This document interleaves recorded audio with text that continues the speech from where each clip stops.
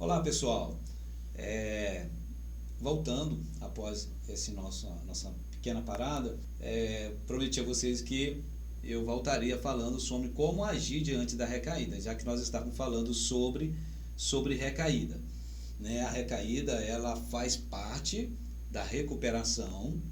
A recaída, para alguns teóricos, de acordo com algumas literaturas, é uma fase da recuperação, e lidar com ela de forma funcional, com um olhar pedagógico, olhar para ela como aprendizado, não como um fracasso final, é importante para o fortalecimento da resiliência emocional, é importante para a construção dessa recuperação permanente, porque nessa jornada, nessa caminhada e nessa escalada dessa montanha, vai ter altos e baixos, vai ter momentos de recaída, porque a dependência química, ela não é, a recuperação da dependência química não é linear, não é uma linha reta, tem oscilações, e ter clareza e conhecimento dessas informações, tanto a família como o adicto, é importante para a recuperação permanente, para a qualidade de vida tanto do adicto, melhorar a qualidade de vida do adicto, como também melhorar a qualidade de vida da família, melhorando a relação entre ambos, para que o ambiente ele seja um ambiente acolhedor, empático, um ambiente harmônico, um ambiente de aceitação incondicional, de sem julgamento, um ambiente de acolhimento, de amor, ou de afeto, com responsabilidade, o vínculo afetivo que é importante para a resiliência emocional, como também é importante nas questões neurobiológicas, né, para que o acolhido, o adicto, ele tenha mais controle dos seus impulsos, já que o afeto, o vínculo afetivo é fundamental, é crucial no controle das emoções e dos impulsos. E como a gente deve agir diante da recaída? Eu sei que não é fácil inicialmente, porque é algo que é construído, mas é possível, gente, a gente agir diante da recaída com calma e coerência.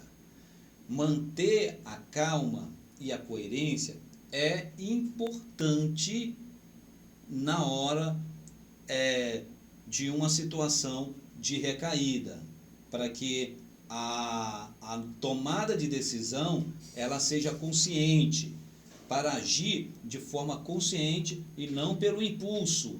Mas para isso acontecer, lembra que eu falei do suporte emocional?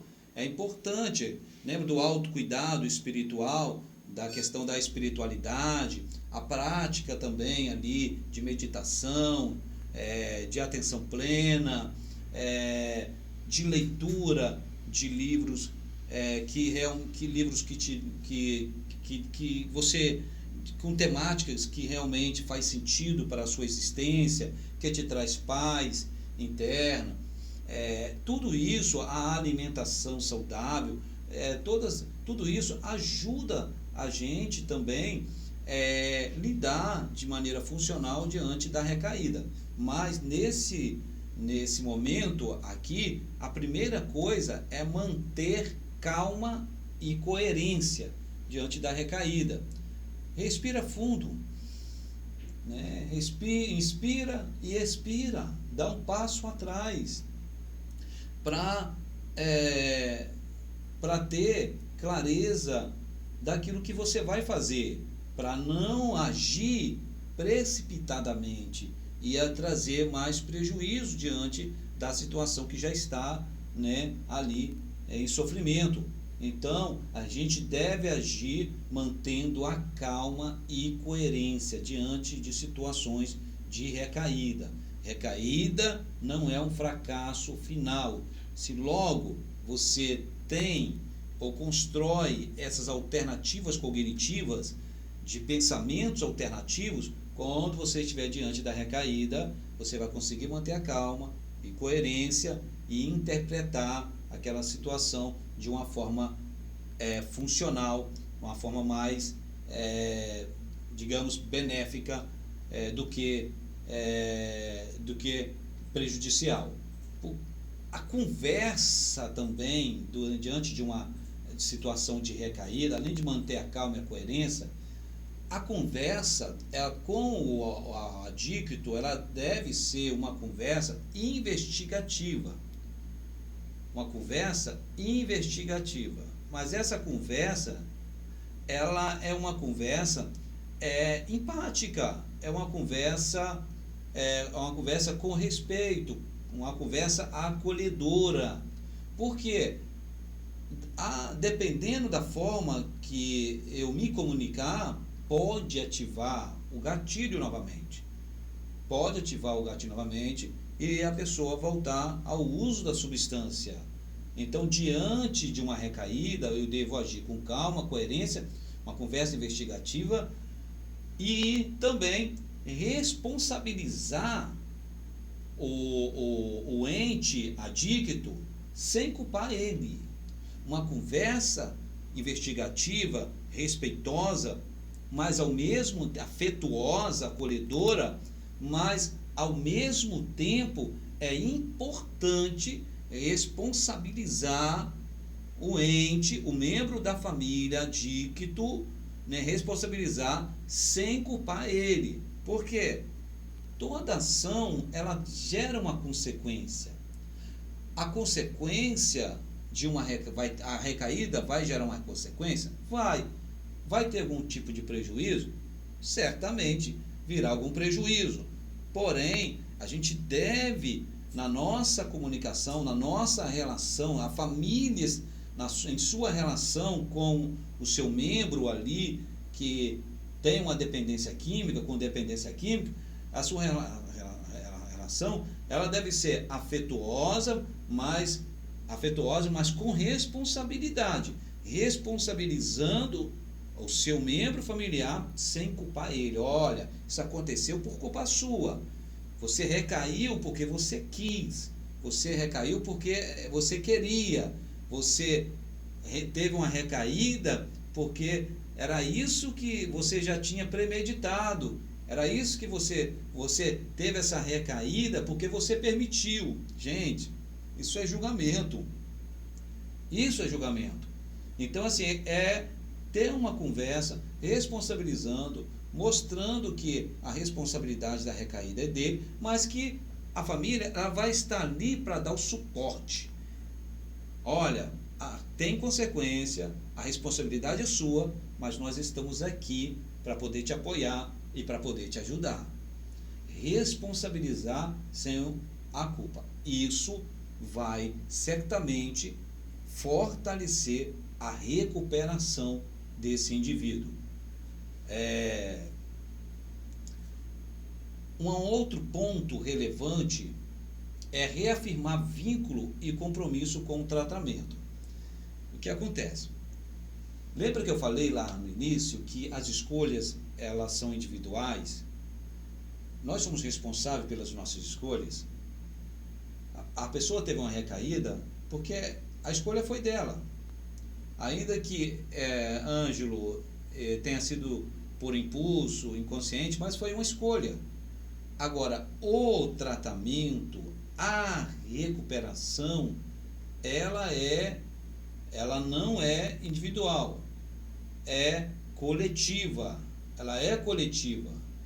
E é importante a família, em situações de recaída, reafirmar o vínculo e compromisso com o tratamento. Reafirmar o vínculo e compromisso com o tratamento. Isso vai fortalecer a recuperação. Então, reafirmar o vínculo com o seu membro, com dependência. Reafirmar com ele. Reafirmar o vínculo que, olha, genericamente falando, olha, estou aqui, sei que você teve uma recaída, mas vai ter algumas consequências, mas a gente está aqui para poder te apoiar. Nós te amamos, acreditamos em você e estamos aqui para poder te dar o suporte que for preciso. Então, reafirmar o vínculo, o compromisso também com o tratamento. E algo que mexe muito com a família é a questão da frustração. A frustração, muitas das vezes, mexe com a família.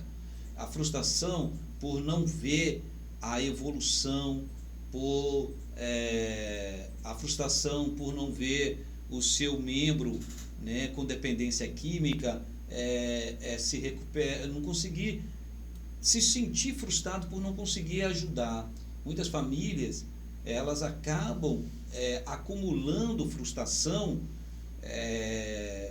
por não validar o seu esforço, não validar aquilo que, né, aquilo que tem sido feito, e aí vai acumulando, pensando que aquele indivíduo, né, da família que faz o uso da substância está naquela situação por alguma falha, por algum erro. Nós erramos em algum momento, nós falhamos em algum momento, e a família, ela tenta da sua maneira, da sua forma, ajudar, e não vê evolução, não vê mudança, não vê transformação. A pessoa parece que ela vai trazendo cada vez mais prejuízo, danos emocionais, sociais, materiais, prejudicando o recurso da família. E aí a família pode acumular ali a frustração, e a família, né, ela pode passar por aquilo que nós chamamos de burnout familiar, né? Burnout familiar. Isso acontece pelo acúmulo de frustração, de tanta família estar ali tentando, de alguma maneira, da sua forma, e aí não vê algo acontecer, ela se frustra e vai acumulando essa frustração, e aí vem o burnout familiar. E o burnout familiar, quando a família, ela vivencia esse esgotamento emocional, ela começa a viver esse esgotamento de energia, esse esgotamento emocional, ela pode ali, né, desenvolver a codependência.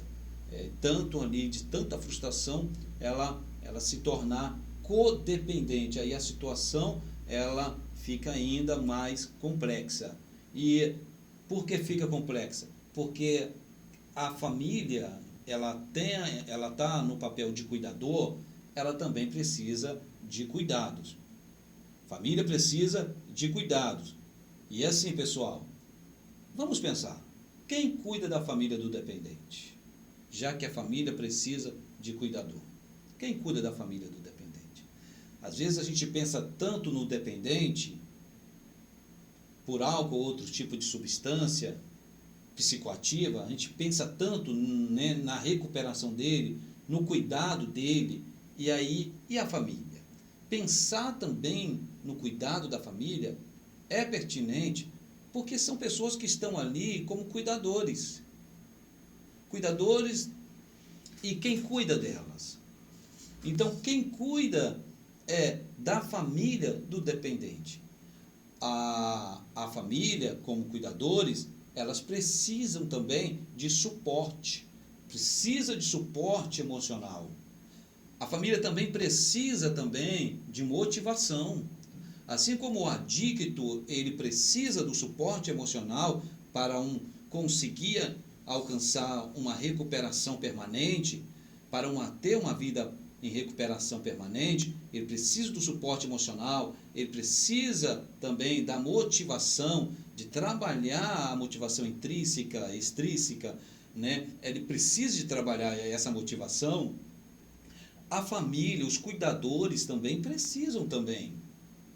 Quando eu falo de família, eu falo também de cuidadores, né? Eu falo de cuidadores. E os cuidadores que estão ali cuidando do dependente, eles precisam de suporte emocional. E quando eu falo de suporte emocional, eu falo de terapia, de psicoterapia. Em alguns momentos, os cuidadores precisam também de um suporte medicamentoso, precisa também de um acompanhamento, e muitas das vezes psiquiátrico também. Além do acompanhamento psicológico, precisa do acompanhamento psiquiátrico. Além do acompanhamento psiquiátrico, do acompanhamento psicológico, é necessário que a família também esteja inserida em um grupo de apoio, um grupo de apoio para familiares. Eu já citei aqui para vocês, né, como o Amor Exigente, o Nauanon, né, que são grupos de apoio familiares e tanto outros grupos também. É importante que a família elas estejam inserida dentro desse contexto, porque ela precisa também desse suporte. Ela precisa do suporte emocional para poder lidar de forma funcional com as suas emoções. Muitas das vezes as pessoas, né, o próprio adicto que está em sofrimento, ele fala, não sabe o que eu estou sofrendo, não sabem a dor que eu estou sentindo, não sabe o que eu passo. E vamos pensar, gente, e o adicto por álcool ou outras drogas? Ele sabe o que a família também está passando? A dor que a família também está sentindo? Ele sabe disso? Ele já parou em algum momento, refletiu o quanto a família está sofrendo, está adoecendo juntamente com ele? Porque assim como o adicto sofre, a família também sofre. A família também, ela sente frustração, ela vivencia um esgotamento emocional, ela adoece psicologicamente, fisicamente, materialmente também ela adoece, porque a pessoa em drogadição, em determinadas situações, vende as coisas, os patrimônios, né, da casa, vende os objetos do lar, roubam, pega o cartão e traz ali o prejuízo financeiro, e isso causa adoecimento, né? A família ela sofre, assim como o adicto também sofre. E talvez sofre em determinada situação, sofre até mais do que o próprio adicto, a família. E ela precisa de estar inserida em grupo de apoios. Famílias precisam de grupo de apoio. Cuidadores, aquele que cuida de dependente químico, e a gente sabe que assim, a questão, quando eu falo, né, não só de dependente, a gente sabe disso. Exemplo, né, pessoas que cuidam de um ente familiar que não é adicto, mas tem alguma deficiência, com alguma deficiência, né, também precisa de cuidados. Mas no nosso contexto aqui da dependência química, a família, os cuidadores, eles precisam desse suporte. Eles precisam ser instrumentalizados, eles precisam desenvolver habilidades sociais, emocionais, eles precisam de recursos funcionais para poder lidar com esse sofrimento e lidar com esse ente em drogadição. A família ela precisa, o cuidador, além do grupo de apoio, precisa de terapia, né? Ela precisa de terapia. E essa terapia ela é tanto individual como também familiar, né? A terapia familiar, a terapia sistêmica, é a terapia para a família. A família precisa também de estar em terapia. A psicoterapia vai ajudar a família desenvolver o autoconhecimento, vai ajudar a família ela se conhecer a si própria, conhecer as suas emoções, conhecer suas crenças nucleares, as crenças subjacentes, intermediárias, as crenças permissivas, vai ajudar a família, né, a se autoconhecer e ter uma tomada de decisão, no momento de tomada de decisões, ela vai conseguir realmente colocar ali, antes de qualquer ação, ela vai primeiro colocar em uma balança decisória para depois agir. Então é preciso também de terapia individual e terapia familiar, porque cuidar de quem cuida é parte do tratamento. Eu quero repetir, cuidar de quem cuida é parte do tratamento. A família, ela faz parte do tratamento. A família é importante, ela está inserida no tratamento da pessoa com dependência química. O indivíduo com dependência química, a chave para ela virar com mais acessibilidade, é importante que a família ela esteja inserida no plano terapêutico. É importante que a família ela faça parte do tratamento. Quando a família ela participa do tratamento do seu ente que está que está no processo de recuperação, certamente a possibilidade de aumentar os fatores de proteção e a recuperação desse indivíduo é significativa, né? É significativa. E é importante a gente ter esse olhar também, né, de cuidado para quem cuida. Cuidar de quem cuida é essencial e fundamental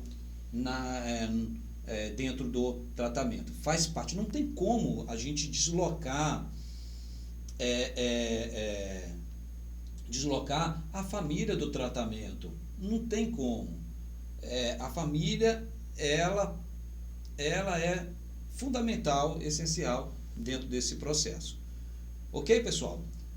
E assim, além desse cuidado de quem cuida, além disso, é importante também pensarmos na própria esperança, na fé e também na resiliência.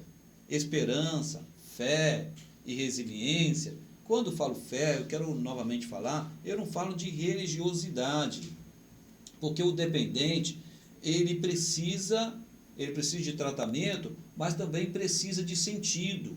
O tratamento, ele também precisa de sentido. E quando nós falamos de fé, nós falamos de esperança, nós estamos falando de sentido da vida. O Paulo Freire, né, ele utiliza o verbo esperançar.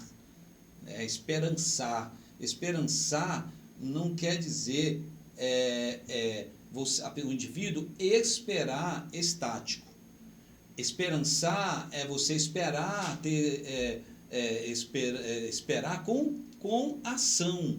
É esperar com ação. É esperançar, você ter esperança, mas com ação. E esperança é competência cognitiva ativa. É habilidade socioemocional. Esperança é uma competência cognitiva. Ter, né, essa competência é fundamental. Porque, gente, o que sustenta alguém em abstinência a longo prazo, o que sustenta a gente sabe de todo o contexto ali do suporte, o suporte emocional, o tratamento, a terapia, se necessário, né, a questão também, o tratamento medicamento farmacológico, o grupo de autoajuda, a questão de ter essa competência que é a esperança. A esperança, ela vai ajudar a sustentar a longo prazo a abstinência. Ela ajuda a longo prazo sustentar a abstinência. É necessário ter esperança, né, para o indivíduo adicto. É necessário que ele tenha esperança no seu processo de recuperação para que ele consiga, né, viver uma vida em recuperação a longo prazo. né, ficar, né, viver em abstinência a longo prazo. Então a esperança, ela entra como uma competência, assim como a esperança, a fé também ela é importante. A fé é importante dentro desse processo. A crença, ela é importante na recuperação. Ela é importante para que o indivíduo ele consiga se manter abstinente, continuar crendo, confiante que ele pode vencer a dependência química, ele pode viver uma vida com mais sentido. Então, é importante ter esse olhar, esse olhar voltado para a esperança, né, para a fé e também para a resiliência.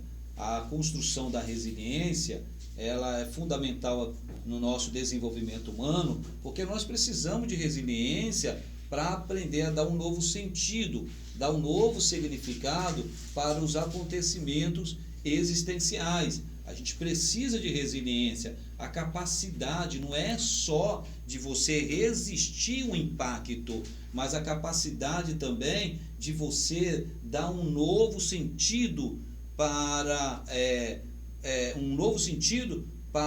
a situação experienciada, a situação desagradável, para um novo sentido, né, após ter sofrido um impacto, e esse impacto ele pode se apresentar de diversas formas. Esse impacto ele pode vir de diversas maneiras, e a gente precisa de resiliência. Resiliência também para resistir à tentação, né? A tentação, muitas das vezes, o dependente químico, ele acaba caindo na tentação de se testar.